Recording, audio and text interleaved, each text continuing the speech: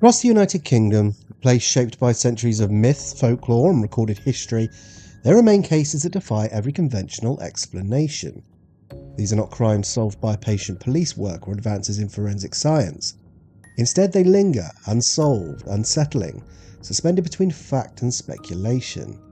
In this investigation, we examine three of the most perplexing deaths ever recorded on British soil. Each case stands alone.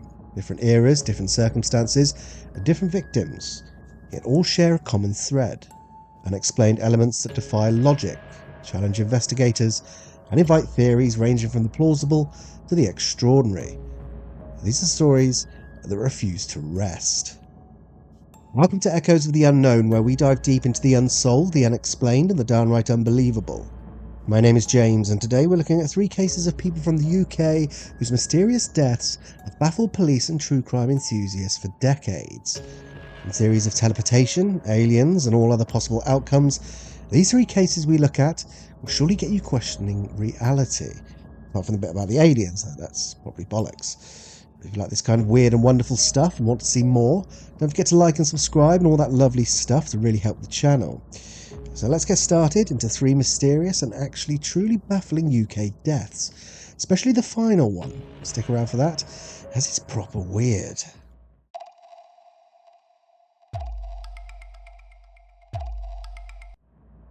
On the afternoon of June 6, 1980, 56-year-old coal miner Zygmunt Adamski left his home on Ryland Street in Tingley, near Wakefield in West Yorkshire. He told his wife he was heading out briefly to buy groceries. Adamski was known as a gentle and private man, a hard-working miner with no criminal connections, no unusual habits, and no known enemies. But after he walked out of his front door that day, there would be no trace of him for 5 long days. What happened in that period remains one of Britain's most enduring and unsettling mysteries. At approximately 3:45 p.m. on June the 11th, his body was discovered in Todmorden, roughly 20 miles from his home. A delivery driver on his morning rounds had pulled into the yard of the Todmorden coal yard when he noticed a shape lying across a 10-foot-high pile of coal. It was Adamski, and he was dead. From the very beginning, the scene puzzled investigators. There was no clear explanation for why Adamski was even in Todmorden, let alone how he ended up on top of a coal heap that required climbing or assistance to access. His body showed no signs of a struggle. There were no footprints across the coal pile, no drag marks, no disturbances, nothing to indicate how he even got there. His face appeared contorted, frozen in an expression of terror. Local police quickly established a timeline. Adamski had vanished without a trace, leaving behind no clues about where he had gone or with whom. He had money on him when he disappeared, but none of it was missing. He had no history of mental illness, and his family insisted he would never simply wander off. With no evidence of criminal involvement and no indication of domestic trouble, investigators were left at a loss. A post-mortem examination raised even more questions. Adamski had died of heart failure, but the circumstances surrounding his body suggested something far stranger. His clothes were in disarray, shirt buttons mismatched and improperly fastened, and his shoes placed loosely on his feet. It appeared as though someone else had redressed him, hurriedly and without familiarity. Even more unsettling was the discovery of strange burn marks on his head, neck and chest, unexplained injuries that looked like chemical burns, yet none of the forensic specialists could identify the substance.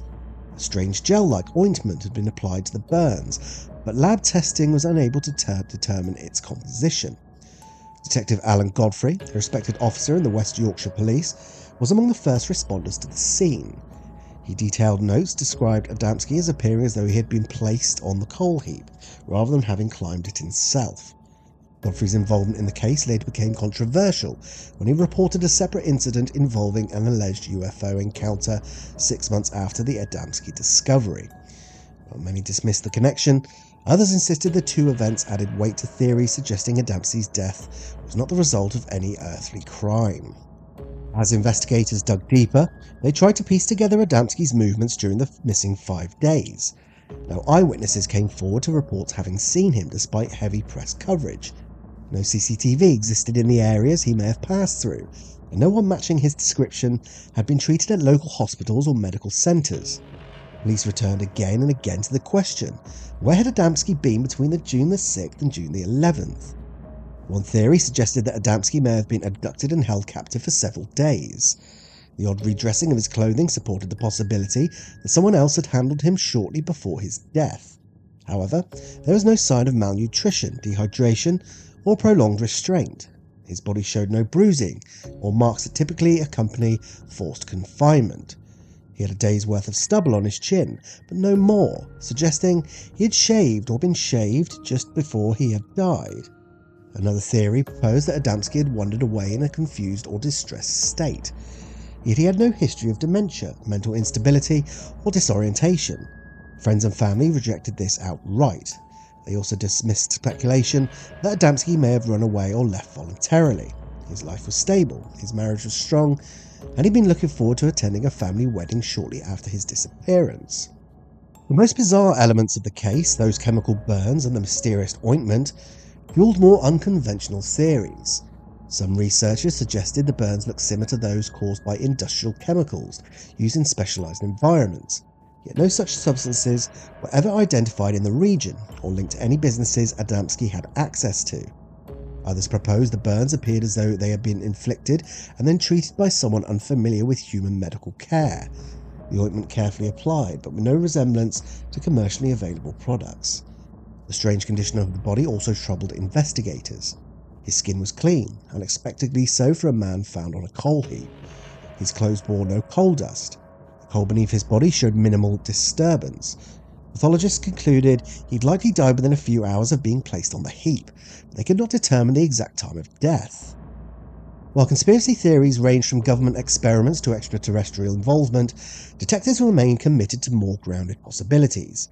They questioned whether Adamski might have been abducted by someone operating an illegal medical practice, or whether he'd been taken by individuals seeking revenge or leverage. Yet no motive was ever discovered, and no suspects ever emerged. The coroner's inquest only deepened the mystery. The official verdict listed heart failure as the cause of death, but described the surrounding circumstances as bizarre and unnatural. Coroner James Turnbull stated publicly that he could not explain the strange burns, the unidentified gel, or how Adamski ended up atop a pile of coal without leaving any trace. He famously summed up the case as the most puzzling that he has handled in 25 years. In the years since 1980, the Zygmunt Adamski case has been the subject of documentaries, books, tabloid speculation, and paranormal investigation.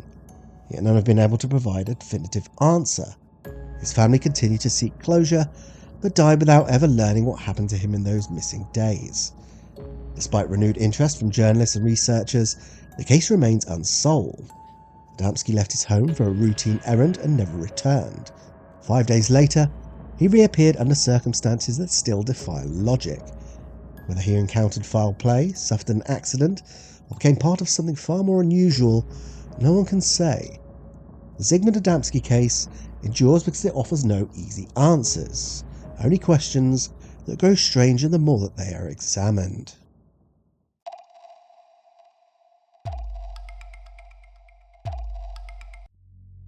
On the evening of Sunday, November 28, 2004, the quiet seaside town of Nairn in the Scottish Highlands became the centre of one of the UK's strangest and most perplexing unsolved murders. The victim was 30-year-old Alastair Wilson, a respected bank manager, husband, and father of 2 young children. His death, occurring at the doorstep of his own family home, would send shockwaves through the small community and ignite an investigation that remains unresolved to this day. Alastair had been spending a peaceful evening with his wife Veronica and their 2 sons, aged just 2 and 4. It was a typical Sunday, no arguments, no unusual visitors, nothing to hint that within the hour their lives would be forever changed. The home, on Nairn's Seabank Road, sat just a few metres from the shore, in a normally serene street frequented by dog walkers, joggers, and families enjoying the coastline. Crime was rare. Violence was rarer still. At approximately 7 p.m, the Wilson family was preparing the children for bedtime when the doorbell rang. Veronica answered. On the doorstep stood a man she did not recognise, clean-shaven, around 35 to 40 years old, around 5'6" to 5'10", wearing a dark blue jacket and a baseball cap. He wasn't agitated, intoxicated or aggressive. His demeanour, Veronica later said, was calm, almost polite. He asked her a simple question. Is Alastair in? Thinking little of it, Veronica fetched her husband. Alastair seemed puzzled. He had no appointments, no arguments awaiting resolution, and no business involving strangers that evening. Nevertheless, he approached the door, stepped outside, and closed it behind him. He spoke with the man for about 2 minutes. Nothing verifiable is known about the conversation, whether they argued, whether Alastair knew him, or whether the man explained why he was there. What is known is that after that brief exchange, Alastair returned indoors looking confused and uneasy. He told Veronica the man had asked him for by name, but Alastair had no idea who he was. He also said something strange. The man had handed him a small blue envelope with the name Paul written on it. Before he could explain further, Alastair heard the man still outside. Whether he intended to confront him, return the envelope, or seek clarification remains unknown. Alastair walked back to the doorway. Seconds later, Veronica heard 3 muffled thuds, followed by her husband collapsing in the doorway. He'd been shot 3 times at near point-blank range, 2 shots to the body and 1 fatal wound to the head. The killer fled immediately into the night, leaving no weapon, no fingerprints, and no traceable evidence behind. The community was stunned. Gun crime in Nairn was essentially unheard of. The quiet town, best known for its holidaymakers and sandy beaches, had never seen an execution-style killing like this. Police launched one of the largest investigations in the region's history, Operation Scone, involving over 60 detectives and thousands of hours of witness interviews and forensic analysis. From the outset, investigators faced several confounding elements. There was no obvious motive. Alastair had no known criminal connections, no gambling debts, no workplace conflicts severe enough to suggest lethal consequences. He was described by friends and colleagues as hard-working, reliable and mild-mannered. If this had been a targeted killing, then why him? The blue envelope also only deepened the mystery. It contained no threats, no money, and no significant clues. The fact it was addressed to Paul, a name with no direct link to the Wilson household, raised further questions. Was it a misdirection, a deliberate psychological tactic, a simple mistake? Or was Paul a code name? Police also struggled with the description of the suspect. The man was ordinary in appearance, someone who could blend easily into a crowd. He was seen by a number of witnesses walking along Seabank Road, both before and after the murder. None reported anything suspicious until after the crime. No CCTV cameras captured his movements. No getaway car was seen. He appeared and vanished without leaving enough traceable evidence for a positive identification. Complicating matters further, the murder weapon, a small caliber handgun, was never recovered. Without the weapon, ballistic analysis provided limited insight. The bullets indicated a murder carried out by someone familiar with firearms, but nothing more conclusive. In the months and years that followed, police explored a range of theories. One theory examined whether the killing was linked to Alastair's banking work. Some speculated he may have inadvertently blocked a loan, frozen accounts, or been involved in financial decisions that angered somebody else. The investigators could find no disgruntled customers, no irregularities, and no sign Alastair had been threatened. Another theory centred on mistaken identity. Seabank Road was popular and busy enough to allow someone to knock on the wrong house. But the killer asked for Alastair by name, not just a man fitting his description. If it were a mistake, how did he know Alastair's name, and why kill him so decisively? A further avenue involved the mysterious Paul. Police investigated every Paul connected to Alastair and the surrounding neighbourhood. No one had any links that could explain the motive. Some theorists believe the envelope was a prop, merely used to entice Alastair out or to distract investigators with an intentionally misleading clue. Others believe the envelope may have contained information removed before police arrived, though no physical evidence supported this speculation. The level of precision involved in the murder also raised questions about whether it had been a professional hit. The killer fired quickly and accurately, suggesting familiarity with firearms. He vanished efficiently, leaving no traceable DNA. The absence of motive may indicate that the killer was carrying out instructions rather than acting personally. However, professional contract killings typically involved clear motive, debts, criminal disputes, financial gain, not innocent family men with no known enemies. Investigators also explored whether the killer might have been mentally unstable or acting irrationally. If this were a spontaneous attack, the level of planning, approaching the house calmly, asking for Alastair, handing over the envelope, would seem inconsistent with an impulsive act. As years passed, The investigation continued with renewed efforts. Detectives revisited witness statements, reanalysed forensic samples with advanced technology, and released updated suspect sketches. In 2023, police issued another public appeal, insisting they remain committed to solving the case. Despite this, no major breakthrough has emerged, but in recent years, police have hinted that a potential dispute over renovation work on the nearby Havelock pub may hold the key to the crime. A suspect may have been identified, but as yet, no charges have come to light. One of the most haunting elements of the case remains the behaviour of the killer. He spoke politely, he waited, he conducted himself openly, not furtively. He did not wear a mask. He knocked on the door of a family home and executed a man in front of his wife and children without apparent remorse. It suggested a coldness, a detachment, and investigators that struggled to understand. Alastair Wilson's murder is now considered one of Scotland's most baffling unsolved killings. No killer has been identified, no motive has been established. Theories persist, some logical, others speculative, but none have been proven. To this day, the image of the unknown man knocking on the Wilsons' door haunts the investigation. He arrived without explanation, delivered an envelope with an unfamiliar name, and within minutes left a family shattered. He walked away without being seen again. The case remains open.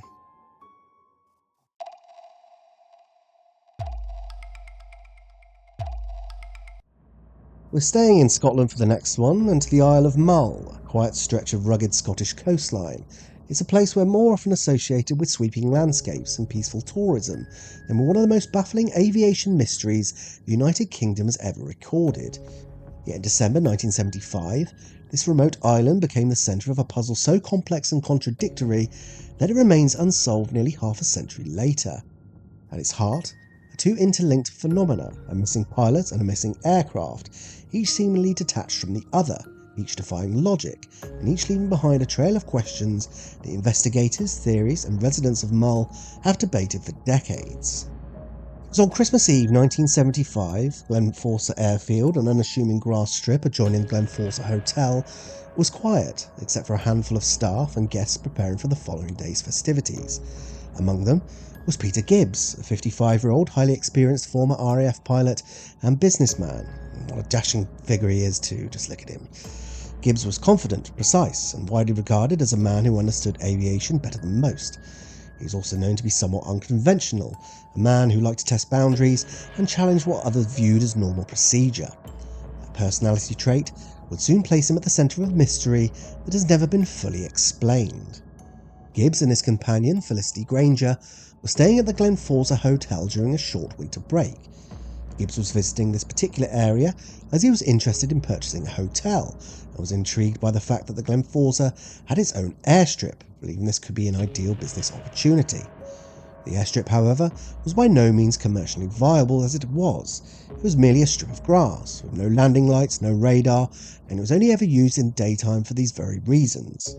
Earlier that evening, Gibbs has expressed dissatisfaction with the airfield's lighting, claiming it was inadequate and dangerous for landing at night. At some point during the evening, possibly after a few drinks but still completely coherent, Gibbs made a decision that would initiate one of Scotland's strangest unsolved cold cases. He intended to take off at night simply to prove that it could be done.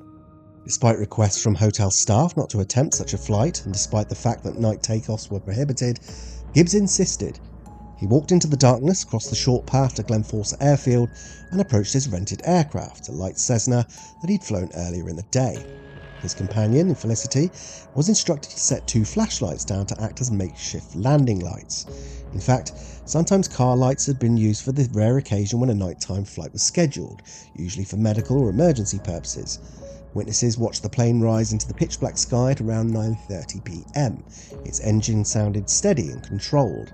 It flew a short distance over the Sound of Mull, and was never seen again. For months, the official position was simple. The plane had crashed into the icy waters, and both the pilot and the aircraft were lost at sea. But what followed shattered that assumption.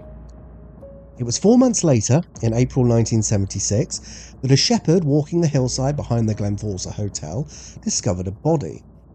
It It was found high above sea level, in a location that made no logical sense for a man supposedly killed in a water impact. The body was confirmed to be Peter Gibbs. The shepherd himself was adamant that he'd walked this particular area many times in the previous few months, and that the body had not been there before, the first of many strange anomalies. The hillside itself was far from the sea, with difficult terrain to navigate, even for experienced hikers who knew the area. More baffling still, Gibbs's remains were not badly decomposed. His injuries did not conclusively match a high-speed aviation accident. There was no sign of hypothermia, suggesting he did not simply walk away from a crash site and collapse. He had one superficial wound on his body, a small 3-inch gash on his leg. His clothing showed little indication of prolonged exposure to winter weather. Police at the time concluded he had died roughly around the time he went missing, yet the condition of his body suggested otherwise. And then came the most haunting detail of it all. The missing aircraft, the Cessna, was never recovered. Not then, not ever. A veteran pilot found dead on a hillside, with no aircraft and no wreckage. Kilometres away from his original flight path, high above sea level, it made no sense whatsoever. Search teams, divers, expert aviation groups, and even the Royal Navy scoured the surrounding waters. Nothing surfaced, not a wing, not a fragment of metal, not an oil slick. It was as if the aircraft had simply vanished. 2 mysteries, 1 man, and no answers. Theories poured in immediately. Some were grounded in logic, others drifted into the fringe. One of the earliest explanations was that Gibbs attempted a dangerous low-altitude manoeuvre, crashed into the sea, and somehow washed ashore before climbing the hillside. But the tidal patterns made this implausible. The terrain was unforgiving, especially in winter darkness. Moreover, Gibbs's injuries did not align neatly with that scenario. Another theory suggested that Gibbs landed the plane intentionally on the Mull, hiding it somewhere inland before suffering a fatal injury independent of the flight. But the island was searched thoroughly. No hidden aircraft, no landing marks, no sign of disturbance. More speculative theories propose that the plane had crashed in deep water and sunk into a trench or silt layer where it remains undetected. Yet even deep water sonar sweeps decades later found nothing suggesting an aircraft. Then the case drifted further into the mysterious. Some locals spoke of hearing an unusual aircraft noise the night Gibbs vanished. Not a crash, but a second plane in the distance. Conspiracy theorists later tied this idea to covert military operations, though no evidence supports their claims. Others speculated Gibbs could have staged his own disappearance. This theory fails to accommodate the fact that his body was eventually found, and found so close to the original airfield. More supernatural interpretations began to appear in media coverage over the years. Our old chums, the aliens, time anomalies, paranormal interference. These are widely dismissed outside fringe communities. Still, the mystery remains so illogical that the very absence of a rational explanation has kept such stories alive. Investigators eventually settled on the simplest conclusion they could piece together. Gibbs likely crashed into the sea and somehow made his way ashore before collapsing. But even this official view is riddled with holes. If this were the case, we're supposed to assume that Gibbs crashed into the sea in the dead of night, in a storm, swam ashore, walked across the road that would have led him back to the hotel if he'd followed it, and for whatever reason, clamber up a hillside that was treacherous, steep and difficult to traverse, even in good conditions, reach the summit and pass away, but somehow only appear in almost pristine condition a few months later in spite of the unforgiving Scottish weather. Also, if he walked out of the water, where were the drag marks? If he scaled the hillside, why didn't he remove any waterlogged clothing? If he died shortly after landing, why were environmental effects on his body so minimal? And more importantly, where is the aircraft? To this day, the Mull Air Mystery stands as a unique case in British aviation history. It's not merely a missing plane, nor simply a missing person. It's both, overlapping, conflicting, and wholly unresolved. Each attempt to explain one half of the puzzle seems to contradict the other half. The plane cannot vanish without trace unless something extraordinary happened, and Gibbs cannot logically appear on a hillside unless he reached it by means still unaccounted for. The result is a mystery frozen in time, an event that defies conventional investigation, a tragedy that has become folklore and story that, despite countless theories, remains one of the UK's most enduring unsolved disappearances.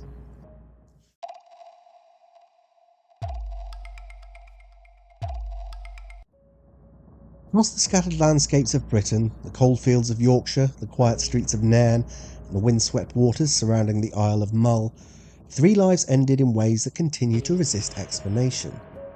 Though separated by decades and geography, the deaths of Zygmunt Adamski, Alastair Wilson, and the disappearance of Peter Gibbs each reveal the same uncomfortable truth.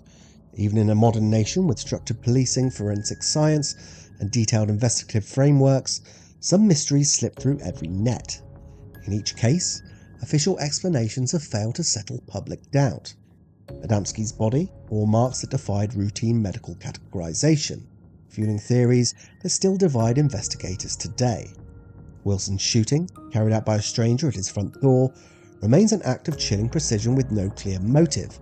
And Peter Gibbs, a talented musician and experienced aviator, vanished from the sky in circumstances that leave aviation experts questioning even the fundamentals of the case.